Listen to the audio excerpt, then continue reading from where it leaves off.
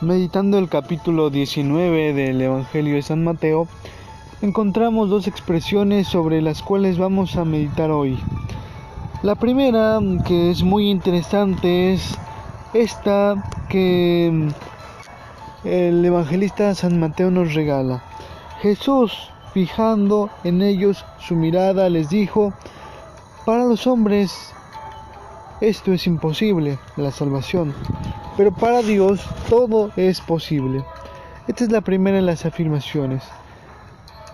La segunda, sobre la cual vamos a meditar, que también la hace Jesús, es: el que a causa de mi nombre deje casa, hermanos, hermanas, padre, madre o hijos, recibirá 100 veces más y obtendrá como herencia la vida eterna. Estas son las dos expresiones de Jesús. ¿Qué quiere decir Jesús con la primera? ¿Qué quiere decir con que para el hombre muchas cosas son imposibles, pero para Dios todo es posible? En primer lugar, resalta la evidente omnipotencia de Dios, es decir, Dios que es Dios lo puede hacer todo.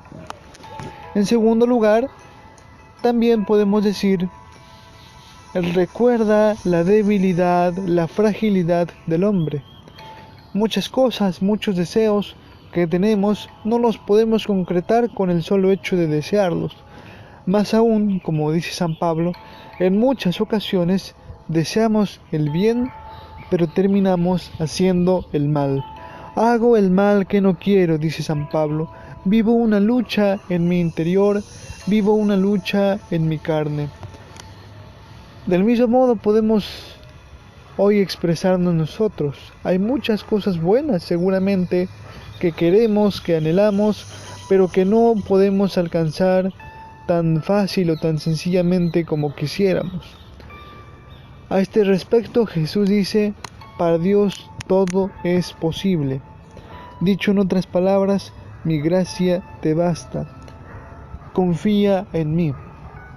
Confiar en Dios, como hemos dicho en otras ocasiones, no significa pedirle que Él haga las cosas extraordinarias que nosotros deseamos, o que Él cumpla nuestros caprichos, o que Él nos ayude y haga el 90% de lo que nosotros tenemos que hacer, y de ese modo nosotros nos medio esforzamos, hacemos 10 y Él logra el resto. Confiar en Dios es confiarle a Él nuestra vida, confiarle a Él nuestras dificultades. De modo que, si Él quiere que nuestros problemas se resuelvan, se resolverán, porque para Él no hay nada imposible. Pero si Él quiere que nuestros problemas permanezcan, es seguramente porque desea que crezcamos aún más en la confianza en Él, que crezcamos aún más en la capacidad de esperar durante la prueba. Desde luego que Jesús no nos quiere ver sufrir, pero si permite muchas veces el sufrimiento, es para purificar nuestros corazones, para volvernos a enamorar de Él, para encontrar en Él verdaderamente la fuerza. Dicho de este modo, tenemos que descubrir que ya que para Dios nada hay imposible, nuestra vida está fuertemente tocada por Dios. Lo que pase o lo que no pase, no es tal vez porque Dios no lo quiera o lo quiera, sino porque Dios está allí y sabe que con su fuerza, no importa la circunstancia, nosotros sabremos hacer frente. Pidámosle esa gracia para que podamos reconocerlo y para que ante las pruebas más duras de la vida pasemos junto con Él. En segundo lugar, quisiera, ya que esta reflexión lo permite, hacer una importante aclaración sobre un tema en el que muchas veces no hay una conciencia clara y que es motivo de confusión y de escándalo para muchos cristianos. Ese tema es el de las llamadas riquezas de la iglesia. ¿Por qué lo digo? Tomando del modo más terrenal posible este versículo que dice que los que siguen a Jesús tendrán 100 veces más. Hay algunos que dicen evidentemente que lo tienen porque la iglesia es una de las instituciones más ricas. La iglesia tiene oro en el Vaticano, la iglesia tiene obras de arte, si la iglesia quisiera pudiera acabar con la pobreza. Tantas expresiones, realmente algunas sin el más mínimo sentido. ¿Qué podemos decir entonces? En primer lugar, que la iglesia no es rica. Si comparamos la riqueza entre comillas de la iglesia con la economía, con las riquezas de los grandes magnates, nos daremos cuenta que las posesiones de la iglesia son realmente ínfimas, ¿no? Muchas de ellas no dedicadas a la producción, por lo cual tampoco generan riqueza, más bien generan pérdida, como edificios antiguos, como salones parroquiales, que eso no genera precisamente gran riqueza, ¿no? En fin, como hospitales. A lo que voy es a lo siguiente, ¿no? Si uno piensa, bueno, la iglesia tiene muchos bienes, está equivocado. Pero incluso aunque pudiéramos decir los tiene, los fines para los que los tiene son netamente evangelizadores, ¿no? Por un lado. Y por el otro, ya hace 200 y tantos años atrás, hubo quienes dijeron, bueno, vamos a expropiarle a la iglesia sus propiedades para hacerlas producir. Lo hicieron y no precisamente con ello vino la superproducción que se esperaba. Pero más aún es descubrir cómo la iglesia llega a tener estas superpropiedades de las que muchos hablan.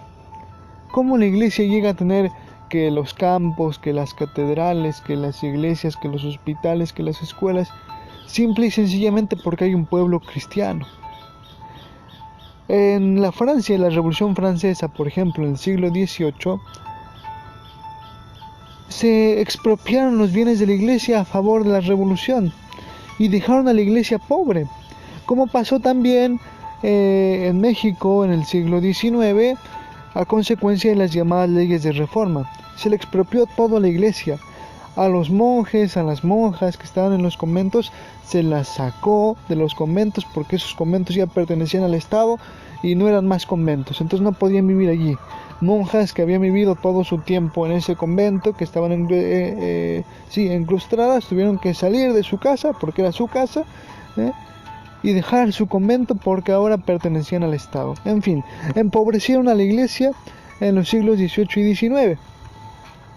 Ahora bien, esta revolución, esta gente de Francia,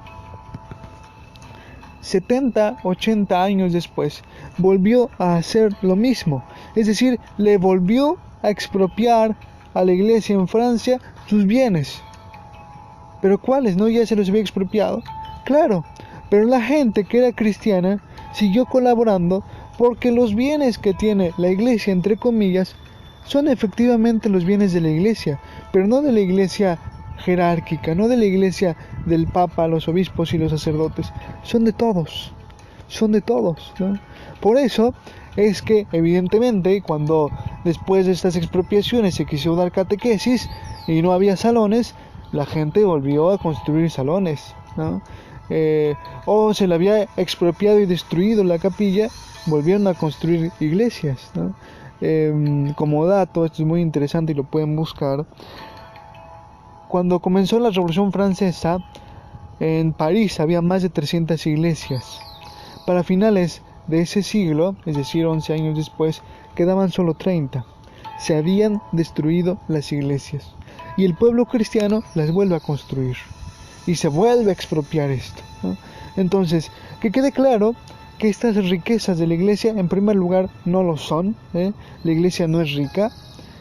En segundo lugar, si lo tiene para sus fines, que los fines de la iglesia no son otros más que la salvación de las almas, a través de la educación, a través de la evangelización, ¿no? Y si los tiene es porque el mismo pueblo se los ha dado. El mismo pueblo los sostiene, el mismo pueblo los ayuda, el mismo pueblo mantiene todos esos lugares.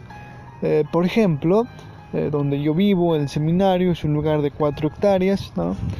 Un parque muy bonito, pero es de bien público, por más que podamos decir es el seminario, porque frecuentemente vienen, ocupan la casa de retiro cristianos y gentes incluso de diversas confesiones y aprovechan este parque. El parque que nosotros tenemos que trabajar, que nosotros tenemos que levantar las ramas, cortar el pasto, mantenerlo, y que cuando hace falta, evidentemente, hay algún empleado que lo pagan los mismos fieles, ¿no? Entonces, hay que tener muy bien en claro esta cuestión, porque la gente anticlerical ataca con todas estas ideas y no se dan cuenta que esto que dice el Evangelio aplica realmente. Aquellos que están apegados o que van buscando robarle al otro lo que no les pertenece, difícilmente entrarán en el reino de los cielos. Como otro dato, y quizás lo último, muchos dicen, si la iglesia vendiera todo lo que tiene en el Vaticano o sus grandes catedrales, se acabaría la pobreza en el mundo. Simplemente respondiendo, ¿a quién le vamos a vender? A los ricos. ¿Qué nos van a dar? Dinero. ¿Quién tiene hoy el dinero? Los ricos. Bueno, ¿y por qué los ricos no dan para que se acabe la pobreza? Punto 1. Y punto 2. Hay catedrales, hay edificios que ni siquiera pertenecen a la iglesia, fruto de esa expropiación generalizada que se hizo en el siglo XIX de parte de los liberales de tinte masón. Muchos templos hoy pertenecen al Estado.